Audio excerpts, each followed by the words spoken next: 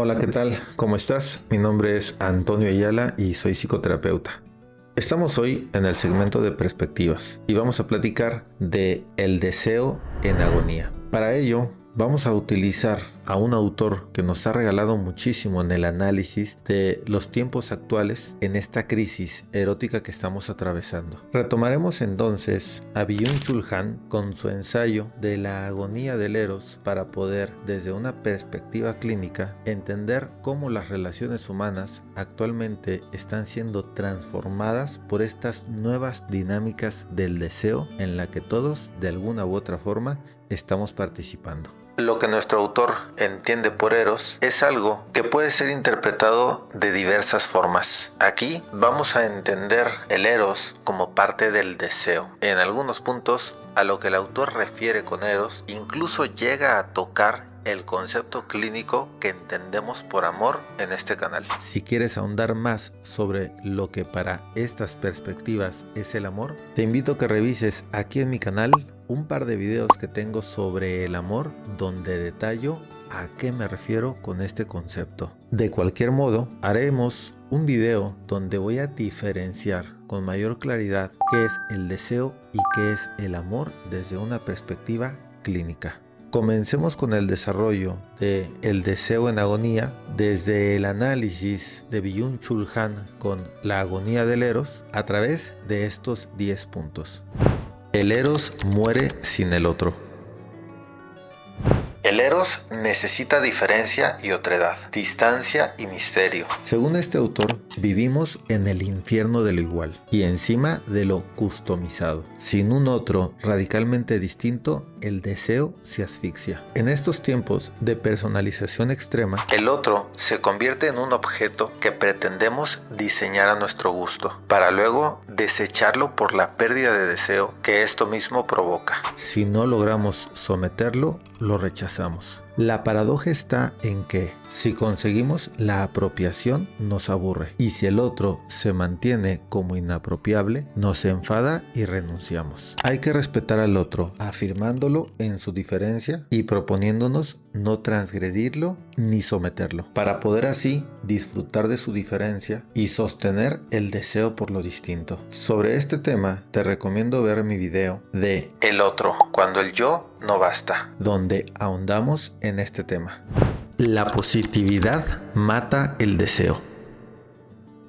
Vivimos bajo la lógica del sí se puede, donde todo es accesible. El Eros, por su parte, nace de la falta, de la negatividad, del no todo, porque cuando todo está disponible, nada se desea, ya que el deseo es falta, como ya decía Lacan y Platón antes de él. La falta de disposición para revertir la falta en la búsqueda de lo asequible y cómodo nos deserotiza. La intolerancia ante la falta y la urgencia por una positividad forzada que nos impide experimentarla nos conduce a vínculos simples, cómodos y placenteros. Al mismo tiempo, esto genera una pérdida de deseo ante la impotencia de experimentar la impotencia. Esto es, de no poder enfrentar la adversidad que reafirma el deseo de lo que se nos niega, para seducirlo de formas más inteligentes. Experimentamos la negación, la falta, lo incómodo, con sus conflictos y dolores, como aspectos innecesarios de una vida plena y completa, y no como transformadores y constituyentes del deseo por la vida, el gozo, el placer y la comodidad. Sin antítesis no hay deseo.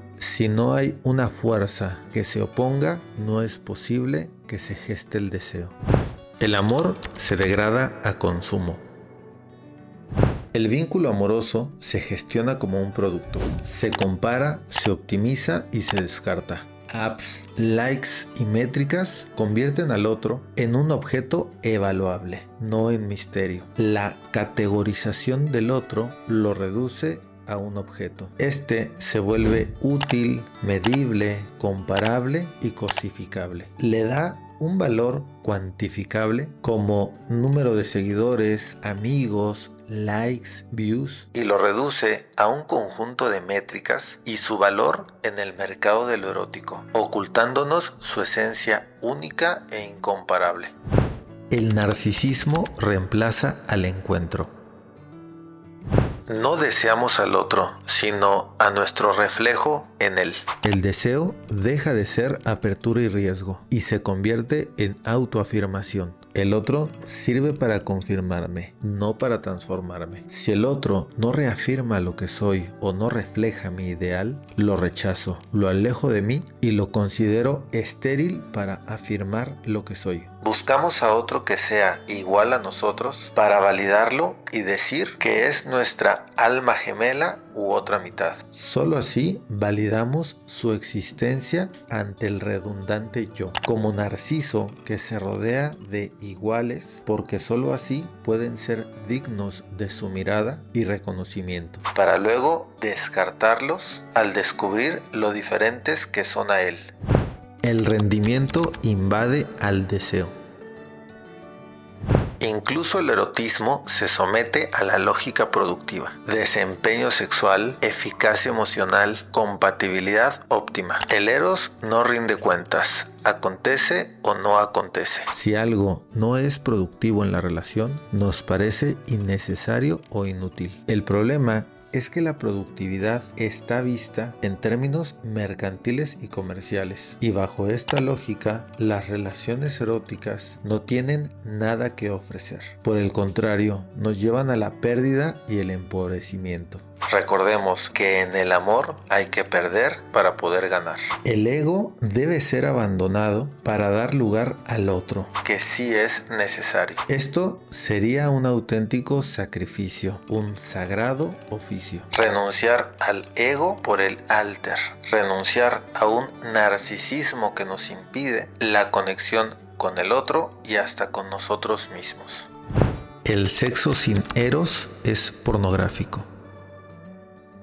Byung-Chul Han no habla solo de pornografía literal, sino de una lógica pornográfica. Es decir, exposición total, ausencia de velo, eliminación del secreto. Y es que sin ocultamiento no hay erotismo, porque develar lo íntimo es vulgarizarlo, es decir, volverlo un objeto para el vulgo. Lo hacemos público y en el acto este pierde todo valor personal. Mostrar el objeto de la seducción, revelar el misterio, es regalar el deseo, quitándole así su esencia misma, dejándolo sin valor. Ahí donde ya no hay nada por descubrir, no hay afán por seducir. La pornografía del yo, en un autoerotismo donde el yo se seduce a sí mismo, volviéndose su propio objeto erótico, excluye al otro y busca autoafirmarse ante la mirada del otro de formas obsesivas, contemplando su propia imagen, buscando la mirada de un otro genérico sin rostro en particular. No quiere al otro, solo desea su mirada y su morbo. La transparencia destruye la seducción.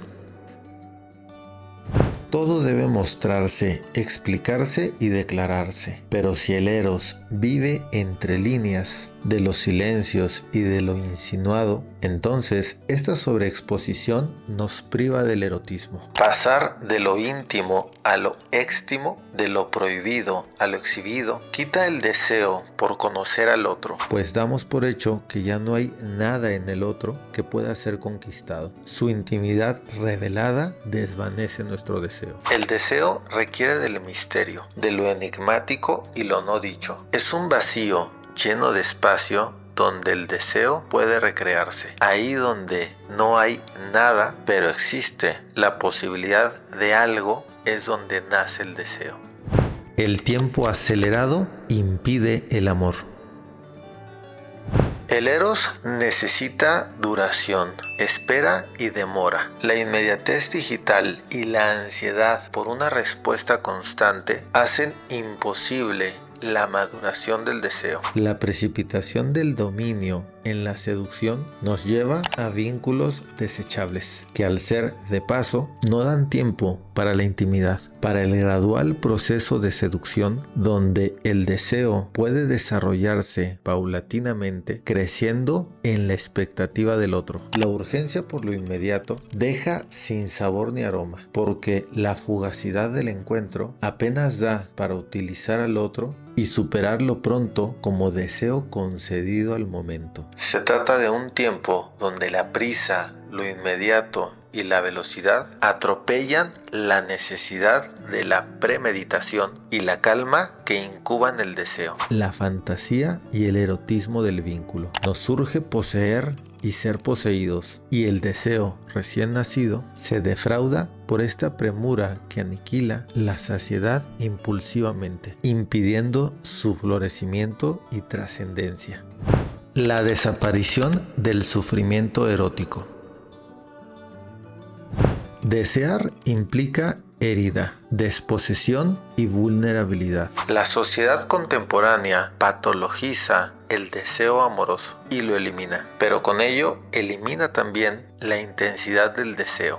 La algofobia, la fobia o temor al dolor emocional nos impide exponernos y aceptar el dolor propio de los vínculos. Hoy huimos de todo lo que incomoda, duele, angustia, deja zozobra o escapa a nuestro control. El miedo al otro nos impide intimar, desarrollar relaciones de emociones y afectos, tanto positivos como negativos, y conectar con el otro para construir el deseo. El deseo muere antes de ser experimentado, porque se rechaza aquello que nos hace sentir presa del otro, puesto que desear al otro es renunciar al autocontrol y ponernos a expensas de lo deseado. Nos angustia tanto perdernos que nos hemos desconectado de aquellos afectos y emociones que nos daban fortaleza de carácter, experiencias y sabiduría. Nos vamos haciendo viejos e inexpertos en la gestión de nuestros afectos. Y, paradójicamente, nos vamos sintiendo ante el otro